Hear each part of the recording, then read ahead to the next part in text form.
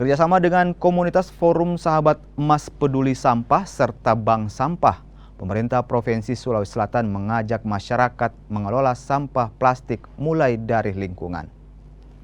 Saat ini Pegadaian juga membuka kesempatan bagi masyarakat yang ingin mengikuti program sampah tukar emas melalui aplikasi Pegadaian Peduli.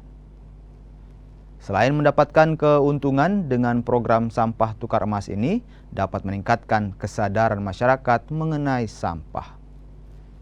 Kalau kita bilang dampak sampah tentu banyak ya, seperti kayak misalnya banjir, apalagi yang sekarang itu yang lagi marak itu kayak UV yang sangat ekstrim kan, itu juga dampak dari lingkungan itu sendiri. Nah, melalui aksi ini sebenarnya itu adalah sebuah kampanye, bahasanya kalau kita lakukan aksi pungut sampah itu bukan hal yang memalukan loh, tapi seru.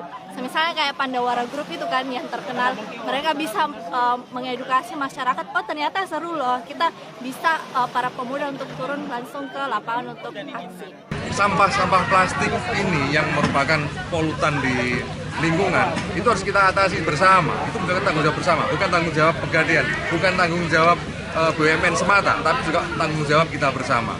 Dan untuk menggiatkan kegiatan tersebut, menggiatkan semangat masyarakat untuk peduli terhadap lingkungan dan sampah plastik, maka Pegadaian mempunyai program yaitu memilah sampah menabung emas. Maksudnya bagaimana? Sampah-sampah plastik tersebut akan dipilah, kemudian yang bernilai ekonomi ditukarkan dengan tabungan emas yang dikelola oleh Pegadaian.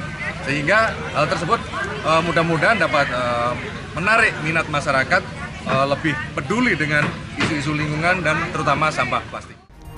Informasi tadi sekaligus menutup perjumpaan kita di Kompas Sulsel edisi hari ini. Saya Stephen Sondak mengucapkan terima kasih atas perhatian Anda. Selamat pagi, selamat beraktivitas dan sampai jumpa.